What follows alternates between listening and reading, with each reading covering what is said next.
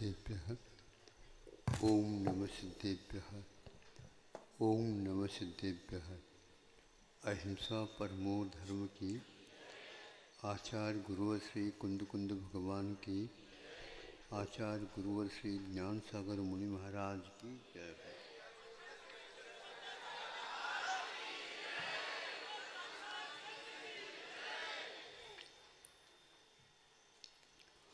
उत्तम क्षमा से प्रारंभ कर आज उत्तम ब्रह्मचर्य दशलक्षण का अंतिम धर्म के रूप में आपके सामने है।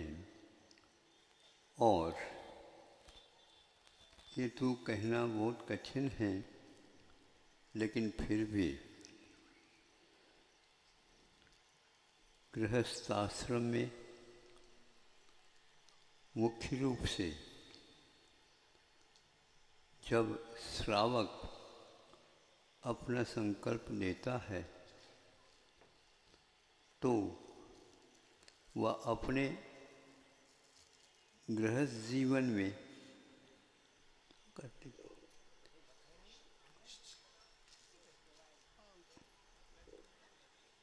अपने गृहस्थ आश्रम में प्रवेश करता तभी जबकि ये संकल्प हो जाता है। इसका रहस्य बहुत कम लोग जानते हैं।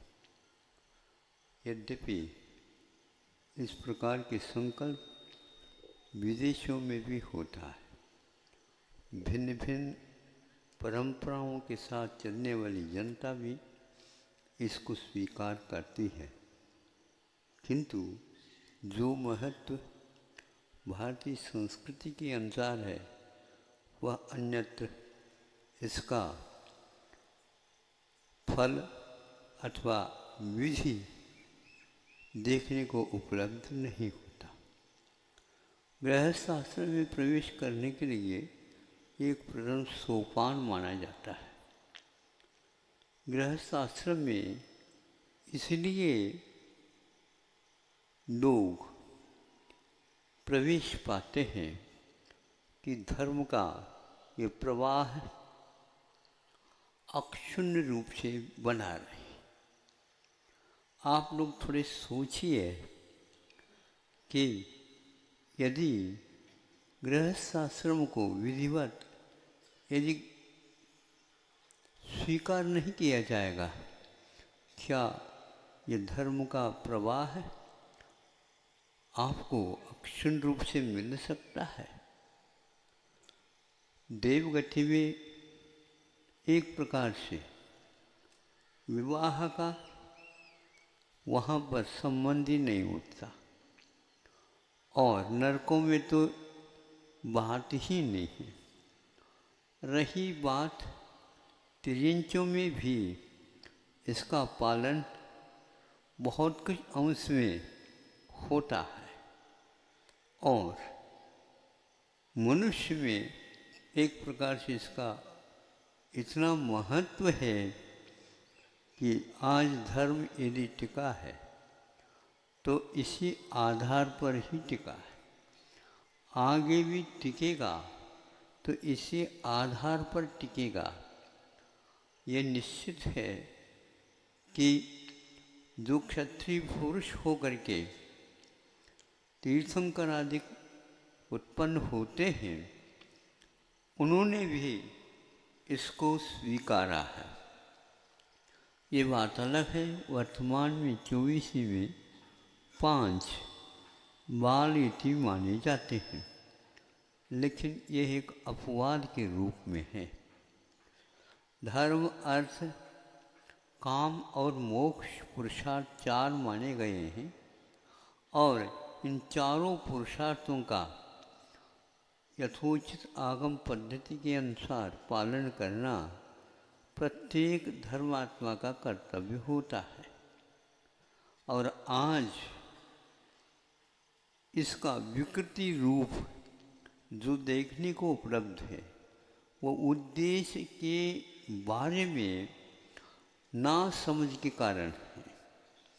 यह गृहस्थ आश्रम इस हद तक पालन किया जाता है जिसके द्वारा अहिंसा और शाकाहार खान पीन अपने आप सामने आ जाता है।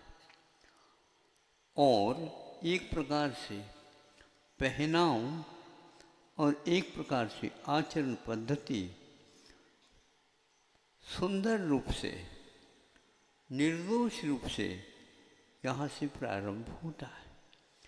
इससे पूर्व में ब्रह्मचर्य आश्रम रहता है जिसमें शिक्षा आदि प्राप्त की जाती है। फिर दूसरे आश्रम में वह गृहस्थ आश्रम को प्राप्त करता है।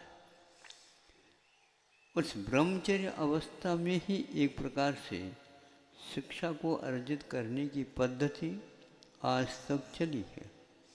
और ये दोनों जब गृहस्थाश्रम में प्रविष्ट हो जाते हैं तो उनका जीवन का लक्ष्य क्या है उन्हें उस आश्रम के माध्यम से प्राप्त हो ही जाता है। उसके अनुसार वे अमल करना प्रारंभ कर देते हैं। इस अमल में जो कोई भी कमियां आ रही है, आ गई है, उसका परिणाम दुष्परिणाम जिसको बोलते हैं। अमेरिका जैसे राष्ट्रों में भी इसका पालन होता है, किंतु विधियों में विकृति आने से, उसका सही पालन नहीं होने से सामाजिक व्यवस्था वहाँ की चरमरा गई है। और यह लेख कटु लेख हम लोगों को प्राप्त होता है, क्योंकि विद्या अध्ययन करते समय ही वो विद्यार्थी जो क्या कन्या के रूप में हो, बालक के रूप में हो, दोनों में प्रेम विवाह हो जाता है और उसके फलस्वरूप उसी दौरान उन्हें माता पिता बनने का भी एक अवसर प्राप्त हो जाता है। अब वो वैधानिक नहीं है, ये बात अलग है। इस सिर दर्द के कारण वहाँ की समाज की व्यवस्था ये दिशा में आ गई है। इसी प्रकार थोड़े कम बेसी अन्य राष्ट्रों में भी प्रचलन में हैं और उसकी हवा धीरे धीरे पूर्व की ओर भी आना प्रारंभ कर चुकी है और उसका रास्ता शिक्षा पद्धति है। शिक्षा में इन पद्धतियों में अंतर आने के फलस्वरूप ये सारी विकृतियाँ हो रही हैं। पहनाव में भी ये विकृतियाँ हो गई हैं। एक अभी अभी हमारे पास पुस्तिका आई थी, प्रबंध, हाँ, पाठशाला इस शीर्षक से वो किताब आई थी हमारे पास। और उसको देखने से ऐसा लगता है वो पुस्तिका बहुत जल्दी प्रकाश में पुनः आ जाए तो आप लोगों की आंखें खुल सकती हैं। जो कमियां आज हो रही हैं उसको हम अवश्य ही रोक सकते हैं। यदि नहीं रुका तो पक्का है आपके यहाँ भी वही पश्चिमी सभ्यता है वो यहाँ आने वाली है। कैसे हो रही है? ये तो माता पिता बनने का अवसर प्राप्त हुआ, वह बिना विवाह के ही हुआ है। अब उनको माँ कहें या पिताजी कहें या कोई समझ में नहीं आता है। तो इसलिए वहाँ कैसी हो रही है, बाद में विवाह होने के उपरांत में वहाँ पर कोई रोक टोक नहीं है। वहाँ अपने जीवन में चाहे महिला हो चाहे पुरुष हो, कितने ही बार वह विवाह कर सकता है, इसमें कोई भी रोक टोक नहीं। एक महिला के जीवन काल में सुना था, हमने पढ़ा भी था, 80 बार उसने अपने जीवन काल में विवाह संबंध स्थापित किया और कब छोड़ा और कब किया इसके तो उसमें कुछ उल्लेख नहीं मिला, किंतु यह अवश्य हमने पढ़ा था। आप सोचिए, ये यदि रूप यहाँ पर आएगा तो क्या होगा? संतान की व्यवस्था कौन करेंगे, कैसे करें, और घर के संस्कार कैसे चलेंगे और नहीं चलेंगे तो वृद्धावस्था में माता पिताओं की क्या दशा होगी, इसके बारे में आप लोग सोच नहीं पा रहे, क्योंकि आपके लिए थोड़ी सी कमी यही रही है, सैकड़ों वर्ष तक दूसरे की सत्ता के अनुसार चलने का आपका जीवन हुआ, उसके परिणाम स्वरूप ऐसे संस्कार पड़ गए, इसलिए इसमें कुछ तब्दीलियां आ गई। फिर भी भारत ही एक ऐसा राष्ट्र है, इन सब तूफानों के उपरांत भी उसने इन क्रियाओं में अवश्य ही संयम रख रखा है, और आज उसी संयम की सुगंधी आप लोगों के लिए 10 लक्षण जो धर्म है अथवा ब्रह्मचर्य, उत्तम ब्रह्मचर्य धर्म के रूप में उपलब्ध है। उत्तम शब्द लगाया श्रवणों की अपेक्षा, और उसकी दूसरी पद्धति से अनु के रूप में जब श्रावक के पास रहता है तो श्रवण संस्कृति के संरक्षण हेतु वह श्रवण तो काम करते ही हैं, लेकिन उनके पार्थिव शरीर को सुरक्षित रखने की अपेक्षा से और उसमें जो कुछ भी आवश्यक है उसकी पूर्ति स्वयं श्रवण नहीं करते, किंतु श्रावकों के द्वारा वह संपादन हो जाता है बिना कोई चंदा चिट्ठी के भी, कितने भी हो वह होता आया है। इतिहास को पढ़ने से ऐसा लगता है। एक समीक्षा आई थी, वह ये थी कि बौद्ध धर्म और जैन धर्म अथवा यूँ कह दो अहिंसा धर्म की स्थापना के साथ इन दोनों का संबंध बहुत ही पास निकट रूप से आता है। इन दोनों धर्मों का यहाँ पर सद्भाव होते हुए भी कि बौद्ध धर्म का विस्तार विदेशों में हुआ और इस देश में जैनियों का विस्तार रहा, लेकिन बाद में वह विदेश की ओर नहीं जा पाया। इसमें कारण क्या है? तो ये उस व्यक्ति ने समीक्षा की है, क्योंकि बौद्ध धर्म का विस्तार हो गया, किंतु मध्यम मार्ग होने के कारण जहाँ श्रावक नहीं है वहाँ पर भी उसका विस्तार तो हो गया, लेकिन विदेश में जैन श्रावक नहीं जाने के कारण विदेश में जैन धर्म का विस्तार नहीं हो पाया। तो फिर क्या हुआ? तो हमें कोई आवश्यकता नहीं है, हम यहीं पर भारतवर्ष में रह कर के यदि इसको सुरक्षित करते हैं तो अवश्य ही बाहर वाले आकर के यहाँ पर इस गतिविधि से परिचित हो सकते हैं, उन्हें अच्छा लगा तो अवश्य भी यह प्राप्त कर सकते हैं। किंतु हम वहाँ पर जाते हैं तो श्रावकत्व का निर्वाह वहाँ पर नहीं होता, ये बात उन्होंने मंजूर की है। तो इस प्रकार वहाँ पर बौद्ध धर्म रहा तो सही, लेकिन भिक्षुओं के लिए चर्या का प्रावधान वहाँ पर नहीं हो पाया, फलस्वरूप वह केवल साहित्य तक ही सीमित रहा। सोचिए, विचार करिए। किंतु जैन धर्म के अनुसार और भी जो भारत में धर्म है उनके अनुसार जो आचार संहिता लिखी गई है उसका पालन अपने अपने उन ग्रंथों के अनुसार आज तक हो करके आया है।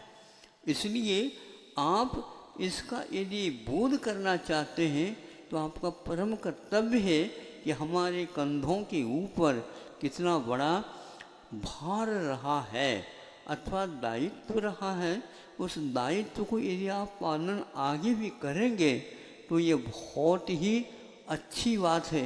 यदि नहीं कर पाएंगे, धीरे धीरे मिश्रण का आहार होता जा रहा है और उसके फल स्वरूप जहाँ किसमें क्या डला है बना है ये किसी को बोध नहीं होता। इसलिए वस्त्र सहित अहिंसक नहीं रहे तो भोजन पानी भी अहिंसक नहीं रहे, तो ये अहिंसक के माध्यम से तो जीवित है ये सब कुछ। भारतीय संस्कृति एक प्रकार से अहिंसा के आधार पर जीवित है। इसको यदि आप रखना चाहते हैं तो विवाह पद्धति को सुदृढ़ जो लिखा गया उसके अनुसार आप पालन करेंगे। यहाँ पर अभी भी वह परंपरा चल रही है, तो एक आध बार मान लो गड़बड़ियाँ हो जाती हैं तो वह छोड़ने का उपक्रम कर लिया जाता है, किंतु छोड़ने का उपक्रम कर लिया जाता है, लेकिन मनुष्य के लिए संतान की आवश्यकता होती है पुरुष के गृहस्थ को, इसीलिए वह विवाह करता है।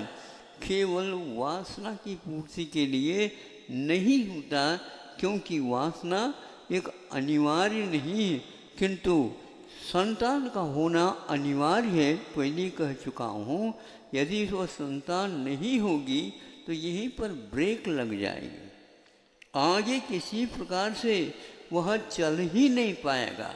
चाहे वह तीर्थंकरों की परंपरा हो, चाहे सामान्य और कोई गृहस्थ की परंपरा हो, इन दोनों परंपराओं को अक्षुण्ण रखने के लिए ये अनिवार्य है। प्रवाह तभी चल सकता है जब उसमें प्रवाह के लिए गति मिलती रहती है। स्टॉप डैम जैसे बनाने से नदी का प्रवाह रुक जाता है, उसी प्रकार आज का हाल होता जा रहा है। जब पानी ज़्यादा गिर जाता है तो वह स्टॉप डैम के जो या ब्रिज जो कुछ भी बांध बंधे हैं उनके दरवाज़ा खोलना पड़ता है। फलस्वरूप कई शहरों नगरों के लिए वह एक प्रकार से बाढ़ का रूप विकराल लेकर के, अभी अभी दक्षिण में सुना कि ऐसा बाढ़ का विकराल रूप हो गया, तो आप लोगों को समझना चाहिए कि यह यदि रुका स्टॉप कर देंगे तो निश्चित रूप से वह आपके लिए प्रलय के लिए काम आएगा। अभी प्रलय का दिन बहुत दूर है, लेकिन प्रलय होने में देर भी नहीं लगता, क्योंकि हमने आपको पानी की बांध दी। ऐसे यदि आप करेंगे निश्चित रूप से यहाँ कुछ भी मिलने वाला नहीं, क्योंकि वहाँ पर इतनी बाढ़ आ गई, पीने के लिए पानी शुद्ध नहीं मिला। कहाँ से मिलेगा? जो कुछ संग्रह था वह सब बह कर के चला गया, तो वहाँ पर पानी कहाँ से ऊपर से लाए? जो कुछ भी पानी गिरता है ऊपर से वर्षा का, वो उसी में बह जाता है, सम्मिश्रित होता है, पीने लायक रहता ही नहीं। और हैजा आदि के जो भयानक रोग उत्पन्न हो करके जनहानि भी होती चली गई। यह सारे आप लोगों के सामने हैं। कोई भी प्रवाह जो नियुक्त किया गया है उसको हम परिवर्तित नहीं कर सकते, उसमें हम सुधार चाहें तो कर सकते हैं। अहिंसा की रक्षा के लिए आपको ये करना होगा, यदि नहीं करोगे अवश्य ही इसके लिए पश्चाताप के अलावा और कुछ मिलने वाला नहीं है। आज घर में जब आप विवाहित होकर के कन्या को ले आते हैं वर वधू के रूप में, और उसके लिए उसी समय उसी दिन घड़ी वह ग्रह लक्ष्मी के रूप में स्वीकार किया जाता है। वास्तव का यह रूप नहीं हो सकता, ये उपासना की एक पद्धति है। आप सुन रहे हैं? हाँ, यह विवाह पद्धति एक उपासना है जो कि भगवान के द्वारा ही यह स्थापित है। और ये भगवान कहीं एक स्थान पर या एक समय से उत्पन्न नहीं होते, किंतु इनकी भी परंपरा अनादि काल से होती आई है। एक भी परंपरा में एक भी व्यक्ति ऐसे अपवाद के नहीं हुए। ये बात अलग है, तीर्थंकरों के अभाव में वहाँ उसके लिए विराम मिल जाता, लेकिन उस कार्य के पूर्ति के लिए बीच बीच में आचार्य, उपाध्याय, साधु आदि और श्रावक भी इस ढंग से उसको आगे बढ़ा देते हैं आगम के अनुकूल। आज आगम की पद्धति प्राय करके समाप्त होती चली जा रही है। उस आगम की पद्धति में यदि कमी आ जाएगी, निश्चित रूप से इसका कोई भी इलाज नहीं है। और आज भी यह अहिंसा का रूप हमें व्यवस्थित करना है, और उसके लिए यह जो गृहस्थ धर्म के आचार संहिता लिखी गई है उसको भी हमें व्यवस्थित करना है। यद्वा तद्वा यदि किया जाएगा उसके परिणाम ठीक नहीं निकलेंगे। संयम का बंधन हुए बिना गृहस्थ असंयमी कोरा नहीं रहता, उसका भी अपना संयम होता है। जैसे कल कहा था, संयम उसकी एक सीमा है, क्योंकि संयम के छोड़ करके यदि संयम को अंगीकार कर लेता है तो उस स्थान पर उसकी संतान आदि वहाँ पर आ जाती है। तो यह अपवाद के रूप में जो मैंने 5 तीर्थंकरों का नाम लिया, वह एक अपवाद है, हुंडावसर्पिणी का ही रूप मैं मानता हूँ। और अन्य जितने भी तीर्थंकर होते हैं, चाहे वो विदेह में हो, चाहे वो भरत अवरया इरावत में हो, 24 ही इस प्रकार काम में आते हैं, क्योंकि ये होना अनिवार्य। 4 पुरुषार्थ के बिना कम्मे सूरा सो धम्मे सूरा, यह एक उक्ति है कि प्राकृत भाषा में जो कर्म में निष्णात होता है, यथावत आगम के अनुसार वह चलता है, तो वह धर्म में भी शूरवीर होता है। और धर्म के लिए भी शूरवीर होना आवश्यक होता है, क्योंकि उसमें 22 परिचय और अवसर को सहन करने की बात पहले आ जाती है। और आपके लिए 22 परिचय नहीं है, किंतु 2200 परिचय हो सकते हैं। केवल आप भूख प्यास को ही परिचय मत समझो, किंतु चारों प्रकार के पुरुषार्थ, तीनों प्रकार के पुरुषार्थ करते समय आप लोगों के लिए कितनी कठिनाइयों का अनुभव होता है। अपने आप ही संयम का पालन हुए बिना रह नहीं सकता। तो आज यह आप लोग जो देख रहे हैं, उन आगम के अनुसार ही लिखा हुआ है, और आज भी उसका पालन हो रहा है। अन्यत्र इसका पालन नहीं के बराबर रह गया। ऐसा क्यों हुआ? दुर्लभ वस्तु होती है, उसका इसी ढंग से किया जाता है। यहाँ पर दुर्लभता होते हुए भी संस्कार होने के कारण और ऐसी पाबंदियाँ होने के कारण किसी भी प्रकार से नहीं होता। कितने सख्त मर्यादाएं बंधी हुई है विवाह की, आप देख सकते हैं। एक समय था जिस समय, आज वह 60-70 वर्ष पूर्व की बात हो सकती है, बैरिस्टर चंपत राय हुए हैं जिन्होंने कि जैन लॉ के रूप में भी सरकार के सामने वो एक किताब लिखी थी। उसमें उसका शीर्षक उन्होंने कहा जैन लॉ, और उन्होंने ये कहा था कि हम इसलिए आपके सामने रख रहे हैं कि हम इन पद्धतियों को कभी भी छोड़ नहीं सकते। और उसमें सर्वप्रथम उन्होंने ये कहा था कि हम विवाह पद्धति को किसी भी हालत में छोड़ ही नहीं सकते। उसी के माध्यम से ये हमारा अहिंसा धर्म पल रहा है, और हमारे मति, हमारी बुद्धि बिल्कुल ठीक ठाक काम कर रही है। घोड़ा है, उसको जोत सकते हो, लेकिन ध्यान रखना लगाम नहीं लगाएंगे तो वह किसी भी प्रकार से आपको गंतव्य तक नहीं पहुंचा सकेगा। दोनों का ही नाश होना अनिवार्य हो जाता है।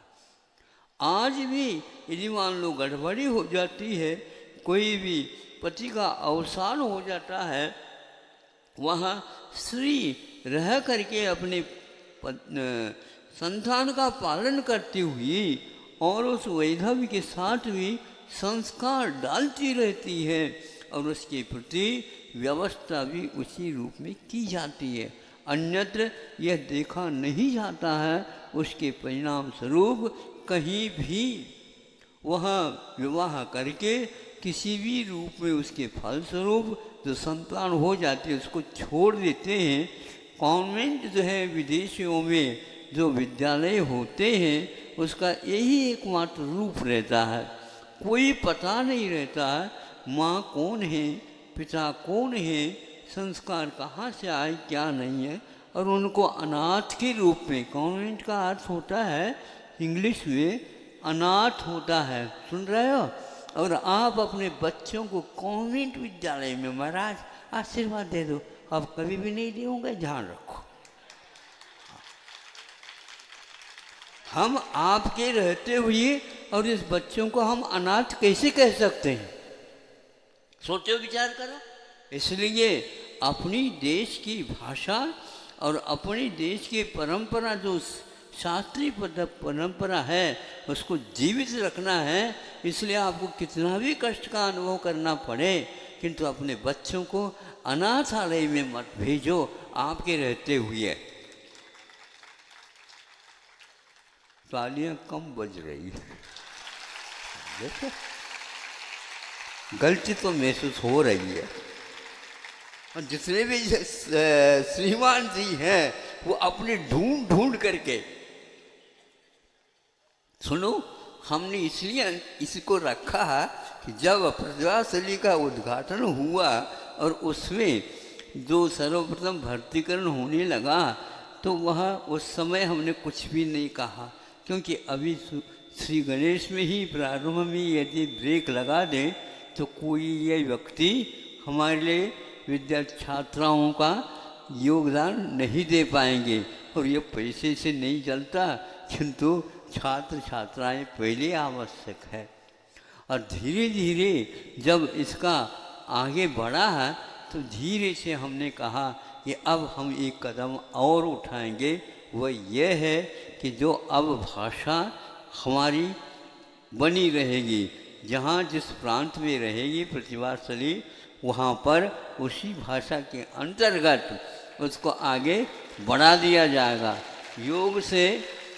योग से हमें ये पांचों प्रतिभाशालियों के लिए आज प्रतिभा, कुछ लोगों ने ये कहा महाराज इस प्रकार करोगे तो आपके लिए एक भी छात्र नहीं मिलेगा, छात्रा नहीं मिलेगी, ऐसे नहीं मिलेगी। हमने बीज बो दिया है और उसको पौधा पैदा होने के उपरांत उसको ज़्यादा रक्षा करने की कोई आवश्यकता नहीं, धड़ल्ले से वह बड़ी हो जाएगी। और तो फल तो निश्चित है, लेकिन पहले से ही छाया मिलेगी। यही हुआ महाराज, कोई भर्ती करने के लिए तैयार नहीं होगा। और यह बात सुन लीजिए, जिस साल चालू हुआ उसी साल में 200-50 बच्चों को छोड़ना पड़ा, और वह एक वर्ष में 500 तक आज उसमें प्रवेश होता है। और आप ही लोगों की उसमें छात्राएं आती हैं, कन्याएं आती हैं। इस प्रकार उनका निश्चित हो गया। कई CBSE कोर्स होता है ना, तो उस विद्यालय ने कहा कि ये क्या हो रहा, ऐसा चल रहा है, बहुत बढ़िया, उसका परिणाम क्या है देख लो। हाँ, ऐसा है ही नहीं। हमने कहा कि आप पहले कैसे नहीं कहा महाराज, पहले कह देता तो गड़बड़ होगा, क्योंकि इन लोगों की यही धारणा है CBSE का अर्थ इंग्लिश में माध्यम है, तो हम इसका कैसे अनुकरण कर सकते हैं। यहाँ अंग्रेजी माध्यम का भ्रमजाल है। आप इसको पढ़ो, एक किताब जो IIT के छात्र ने लिखा है, और उसको पढ़ेंगे तो आपका दिमाग ठिकाने में आ जाएगा। यह कहा जाता है कि भारत में यदि इंग्लिश नहीं रहेगी तो आर्थिक समस्या और व्यापारिक समस्या और शैक्षणिक शिक्षा पद्धति आदि आदि कोई भी नहीं चल पाएंगे। इसलिए ये अनिवार्य है। हम ये कहना चाहते हैं कि भारत से जो आगे वाले जो देश हैं, जो रूस है, चीन है, जापान है और जर्मन है और इज़राइल है, और भी कई ऐसे राष्ट्र हैं जिन्होंने बिना इंग्लिश के और इतनी उन्नति कर डाली है कि आप लोग देखते रह जाएंगे। किंतु आपको पट्टी पढ़ाई जाती है तो उसी को आप कहो तो आ कहो तो आ, अथवा छोटा आ बड़ा आ। अब देखो आ में छोटा और बड़ा कहने की क्या आवश्यकता थी? ये तो बात है। इसीलिए कि उस किताब को अवश्य पढ़िए आप। उसमें ये लिखा है यदि इस प्रकार की शिक्षा पद्धति चलेगी आपका कुछ भी नामो निशान नहीं रहने वाला। सुनिए कि आप लोगों को अब तो कम से कम उसको जीवित रखना है, तो इस कार्य को आगे बढ़ाइए और निश्चित रूप से प्रतिज्ञा लीजिए और अपने बच्चों को इस ढंग से संस्कार करें। भाषा का कभी विरोध नहीं होता, अब भाषा आवश्यक है। मान लो इंग्लिश की आवश्यकता है और प्रतिभाशाली में भाषा विज्ञान की अपेक्षा से उसको पढ़ाया जाता है, वह इंग्लिश में भी बोलती है और संस्कृत में भी बोलती है और हिंदी में भी बोलती है।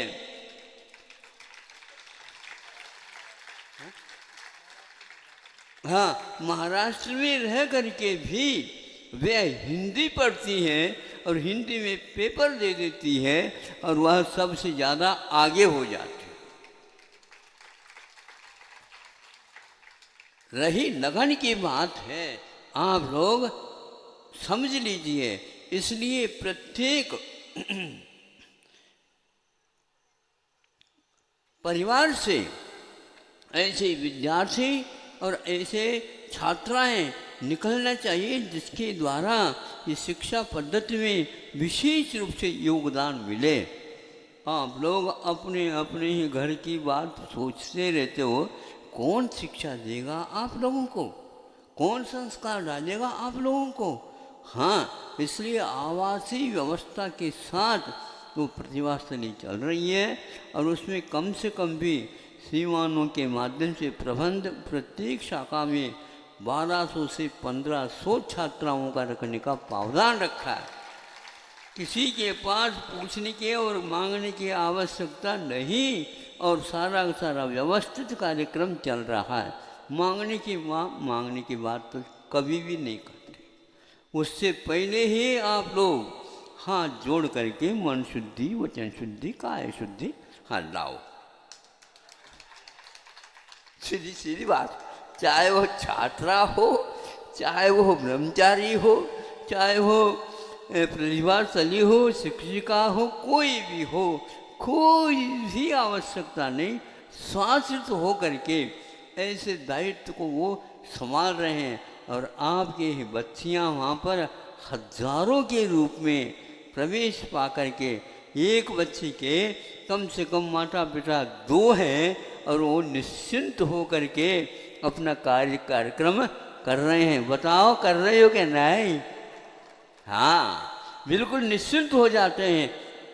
इसी प्रकार आगे चलेगा, अवश्य ही इसका प्रभाव बढ़ेगा और यह शुरुआत में कुछ कठिनाई हो सकती है, किंतु कठिनाई कभी भी कि संघर्षमय जीवन का उपसंहार हर्षमय होता है।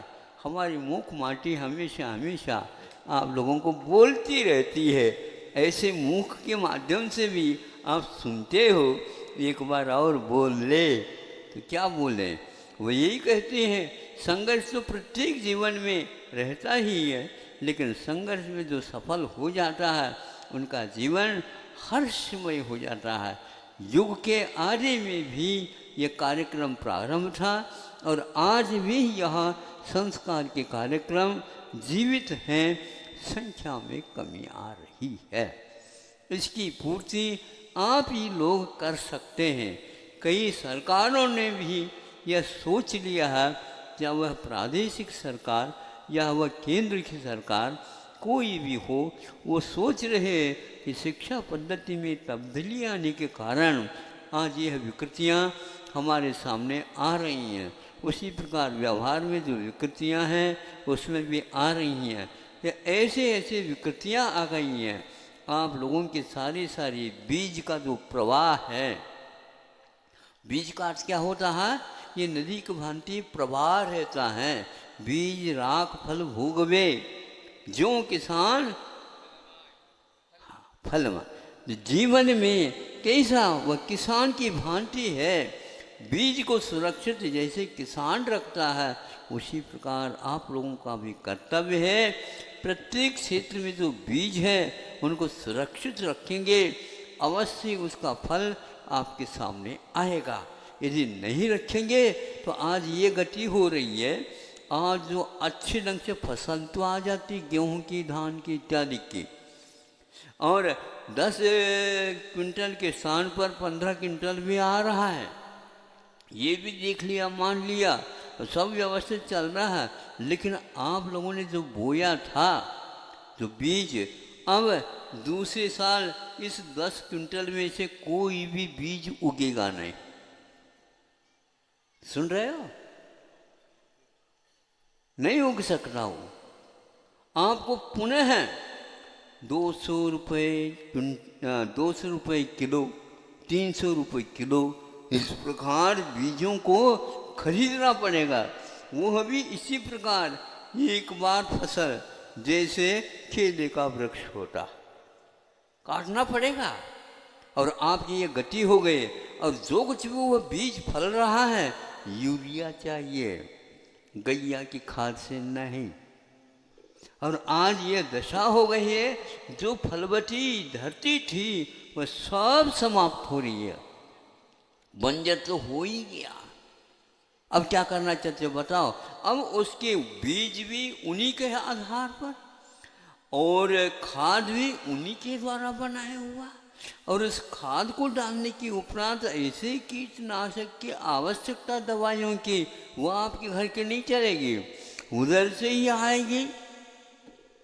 तो क्या हो रहा है? ऐसा हो रहा, खरबों खरबों वे हो रहा है। तब कहीं जाकर के यह प्रवाह आपका चल रहा है। एक दिन आएगा, आप बिना बीज बोए उन्हीं के आधार पर चले जाएंगे, और आप भीख मांगेंगे, और आपसे वे काम लेंगे, और आधी रोटी मिलेगी। और इस दिशा में बहुत सारे लोग काम कर रहे हैं, और करना आवश्यक था, लेकिन उनको पश्चाताप के साथ करना पड़ रहा है कि हमने अपने कर्तव्य को समाप्त कर दिया। उसके परिणाम ये हो रहा कि कितने प्रबंध के साथ किसान रखता था, उसको 1 साल या 2 साल तक रख पाता, बाद में तो रखने योग्य चीज ही नहीं है वो। आज तक वह बीज बना रहा, फलों के, फूलों के, जो धानों के बीजों के, यही जो है पशुओं के, और गाय भैंस आदि सबके ये सारे बीज समाप्त हो गया। उसी प्रकार अब कलमी ही मनुष्य मिलने वाले हैं, कलम के माध्यम से ही। अब आ गए ट्यूब में से निकलेगा। हाँ, विज्ञान है, सोचो विचार करो, कितना बड़ा आविष्कार है। हाँ, आविष्कार ये एक प्रकार से अभिशाप सिद्ध हो रहा, और इसको आप ऐसे कहते हैं दूध। अब आपको कोई दूध ही नहीं मिलेगा, ये गैया का दूध है या किसका दूध है ये पता तक नहीं लगेगा। और वो जानते हैं ऐसा दूध बन रहा है, यूरिया के माध्यम से दूध बन रहा है, और आपके यहाँ सुबह सुबह आकर के खड़ा हो जाता।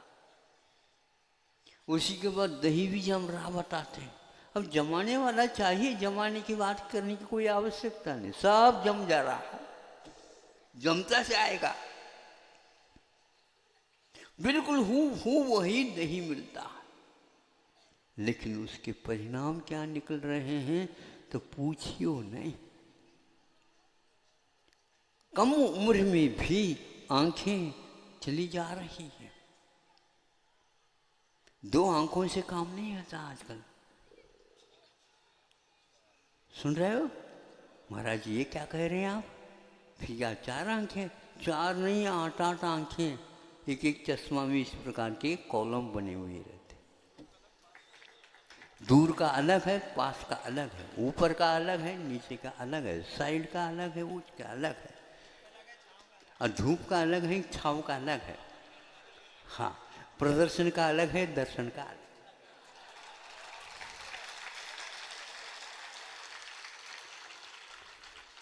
अलग अलग सब हो रहा है। और पहले क्या करते थे, गैया का दूध मिलता, उसके द्वारा घी बनता और उसको कुछ बना करके काजल बना लेते और बच्चे के आँख में डाल देते और एक डाटा यहाँ पर भी रख देते, गाल के ऊपर। गाल के ऊपर क्यों रखते थे? नज़रअंदाज हो जाए, यानी बीमारी आ ही नहीं सकेगी। और आँखें कहीं से भी दूर से पहचान हो जाए। अरे दूरदर्शन नहीं, दूर दृष्टि रखा करो। ऐसे ऐसे अपव्यय के माध्यम से आपके घर में बीमारियां आ गई हैं, उनको बाहर निकालना चाहो तो निकाल सकते हो। उसको आप पाल रहे हैं। हाँ, हम दया के पालक हैं। क्या करना आपने को बताओ। ऐसे ही यह जो टीवी निकल रही है और वीडियो बन रहे हैं, ये सारे के सारे अभिशाप सिद्ध हो रहे हैं।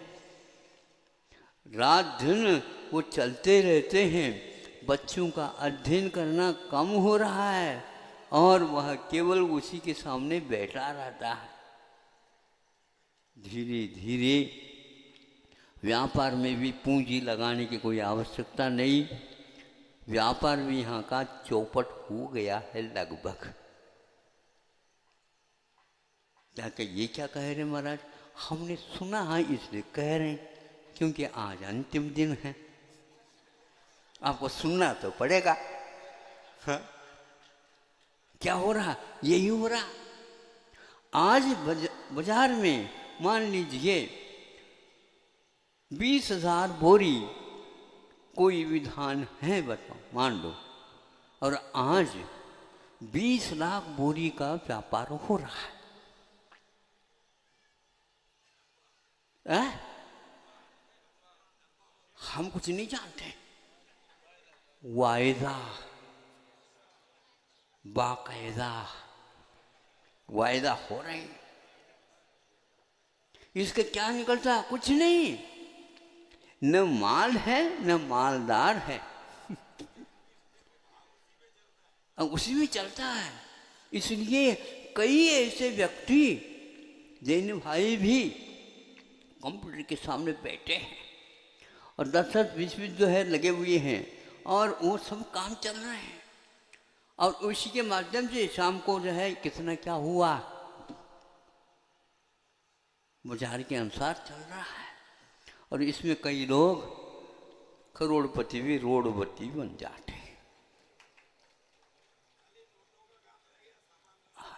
अरे नोट भी किस कौन से सन के हैं, अब वहाँ विदेशी नोट हैं कि यहाँ के नोट, ये भी आप लोगों को मालूम नहीं। हाँ, कि ये क्या हो रहा है, लेकिन गवर्नमेंट सरकार भी इसका समर्थन कर रही है, क्योंकि उनको तो चाहिए बस आप देते जाइए और उनका काम होता जाएगा, क्योंकि उनको 5 साल कैसे चलाना इसकी चिंता है। इस प्रकार यदि भारत को बनाना चाह रहे हो तो आप भारत को अवश्य ही समाप्त कर दो, पहचान नहीं रहने वाली है। तो इसलिए उत्तम क्षमा से लेकर के उत्तम ब्रह्मचर्य तक ये जो प्रवाह चला है ये बहुत अद्भुत है। आज तक ये जीवित है, किंतु अब यदि मान लो ब्रह्मचर्य का कोई महत्व नहीं रहेगा, उस समय क्या होगा, तो यही होगा। यह होने से पूर्व में आप लोग यदि दक्षता रखते हैं तो अवश्य ही यह आप लोगों के सुखद भविष्य के लिए कारण बनेगा, अन्यथा इसको कोई भी रोक नहीं सकता। सुनते हैं, कई बार हमने ये सुना और पढ़े भी, किंतु वह अभी भी चल रहा है और कई बार उसके बाद प्रतिवाद हुए हैं, कि वह ये हुआ है कि अब कह ही दें, हम क्या कर सकते हैं, क्योंकि आप लोगों को ज्ञात तो है। अब उसको हम संक्षेप कैसे कहें और शब्दों के तोड़ मरोड़ कह दें तो वो भी लगेगा, अच्छा नहीं लगेगा। ये कहना चाहता हूँ कि समलिंग का विवाह प्रारंभ होने जा रहा है। पुरुष पुरुष के साथ भी कर सकता, महिला महिलाएं के साथ भी कर सकता। ये क्या होगा हमें बताओ। अब संतान की कोई है ही नहीं, मामला ही नहीं। पुरुष कैसे बच्चों को जन्म दे सकता है? पहले उसको नाम पुरुष था, अब पुरुष के स्थान पर वह पत्नी बन गया। आप थोड़ी सी गौर करिए और आपको कदम उठाना पड़ेगा। भारत में तो होना बहुत कठिन है, ये ध्यान रखना, नहीं होगा। कोई भी सरकार आ जाए, अरे बनाओ कोई बात नहीं, बनाओ कोई बात नहीं, लेकिन यहाँ पर वह चलने वाला नहीं है, क्योंकि इसका भविष्य क्या है पहले से सामने दिख रहा है। उसमें ये लिखा है वो प्रबंधन, पाठशाला प्रबंधन में इसके द्वारा इसीलिए कहा गया है कि छात्रा अलग रूप में और छात्र अलग रूप में विद्यालय में करते थे, और यदि यह साथ साथ करेंगे तो यही दशा होगी। ऐसे भयंकर रोग होंगे जिसका कोई इलाज नहीं हो सकेगा। आज वह लगभग 70 वर्ष पूर्व में लिखा गया था, और भारतीय शिक्षा पद्धति कैसी चलती थी उसका पूरे के पूरे विस्तार पूर्वक हमने उसका वाचन किया। लगा कि हाँ, आज इस किताब की बड़ी आवश्यकता है, और आप लोगों के श्रीमानों के वित्त की भी बड़ी आवश्यकता है। यदि सदुपयोग करना चाहते हैं तो उसका अमल करके उसको प्रवाह में लाइए, तो अवश्य यह धर्म का संरक्षण आपके माध्यम से होगा, और इसका फल बहुत काल तक आपको मिलने वाला है, और इसका कोई भी विरोध नहीं कर सकेगा, क्योंकि इसके माध्यम से भारत जैसे पहले था उससे भी आगे बढ़ सकता है, क्योंकि आप आज साक्षर ज़्यादा हुई है। साक्षर होने के उपरांत उसको अमल करना ये परम आवश्यक है। यदि नहीं होता है तो दशा बहुत खराब है। खराब दशा की ही मात्र मैं प्रवचन दूँ ये ठीक नहीं, किंतु रास्ता भी आवश्यक है। अंधकार फैलता है तो एक टिमटिमाता हुआ दीपक भी पर्याप्त होता है, और वो बहुत दूर तक अपना प्रकाश फैलाता रहता है। ज़्यादा दूर तक नहीं भी प्रकाश जाता है तो भी आप हाथ में लेकर के चलते रहिए, अवश्य ही आपको वह काम में आएगा और वहाँ तक गंतव्य तक आपको पहुँचा देगा। समय पर छान करके तेल उसमें डालते जाइए, और तेल के स्थान पर पानी न डालिए, क्योंकि उसमें यदि पानी आएगा तो बुझ जाएगा। पक्की बात है, क्योंकि पानी और तेल तरल तो होते हैं, और उसको आगम में कहा गया यह सूक्ष्म होता है, नहीं स्थूल होता है। स्थूल और स्थूल की परिभाषा यही की गई है कि जो पत्थर है, लकड़ी है, आदि आदि तोड़ दो, पुनः वह जुड़ती नहीं, इसको स्थूल कहा है। और पानी है, 1 लीटर निकाल दिया और दूसरे में मिला दिया, पक्की बात है, मिलाते मिलाते वह एक में हो जाता, इसका नाम स्थूल है। इसलिए आपका कर्तव्य है आप ऐसा प्रयोग करिए जिसके द्वारा धर्म को स्थायित्व मिल जाए और यह क्रम चलता रहे। ये 4 आश्रम अपने आप में बहुत महत्वपूर्ण है।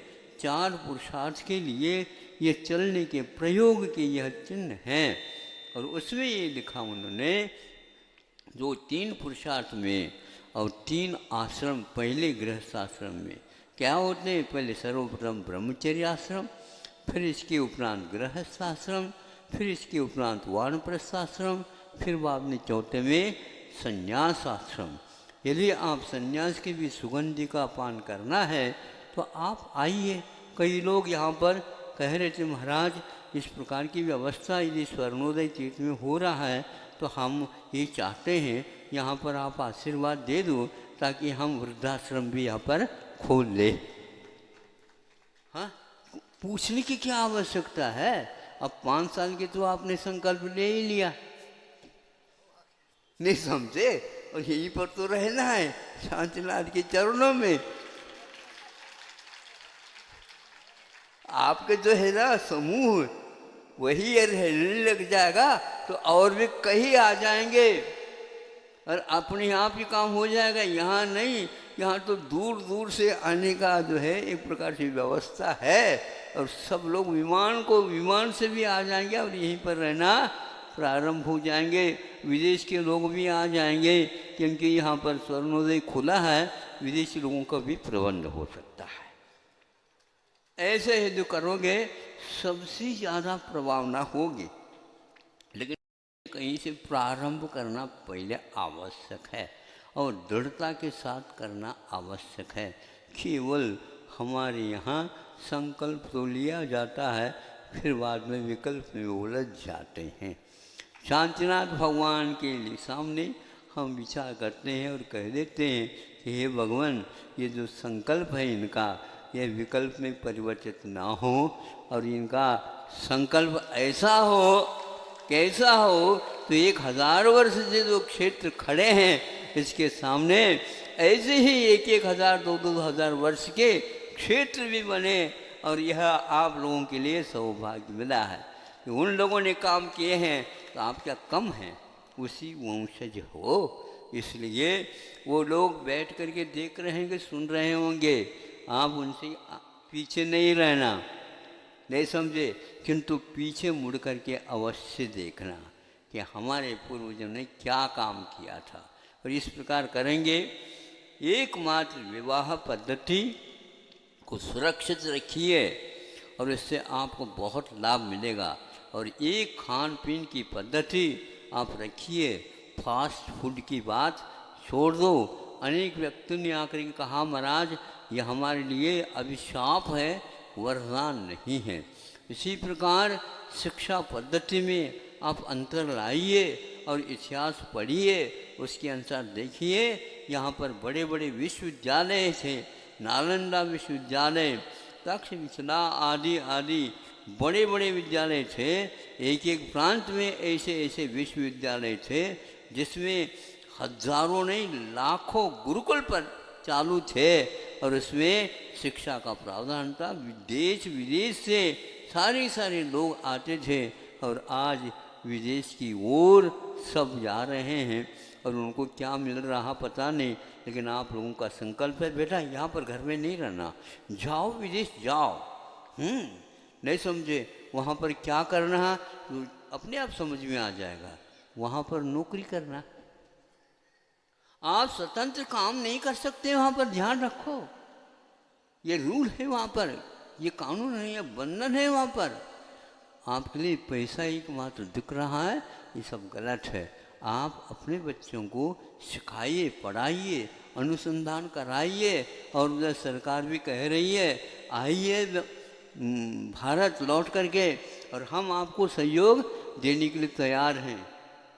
लेकिन आपको वही लत पड़ गई है, हमें तो बाहर से बाहर जाएंगे तभी वहाँ पर शिक्षण हो सकता। नहीं, कतई ही गलत है।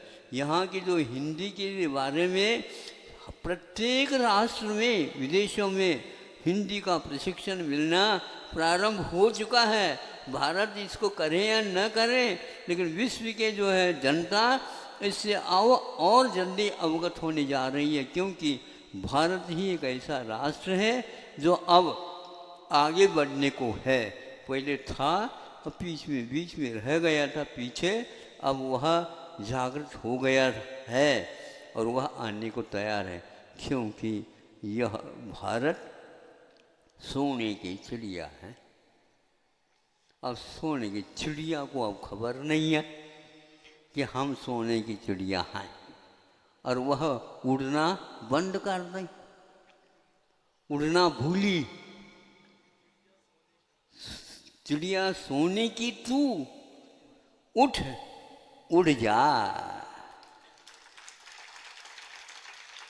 हाँ, अरे ये तो हम ऐसा ताली तो कम से कम बज रही है, हाँ, लेकिन यह तालियां हमें तभी खुश कर सकती है जब हम आपके कदम इस ओर धीमी धीमी गति से भले ही सही लेकिन सही दिशा में उठेंगे तो अवश्य मैं देखूंगा उन सारी छात्र छात्राओं की दशा बहुत खराब है और वो किन कर्तव्य विमूढ़ में हैं, पढ़े लिखे हो कर के भी।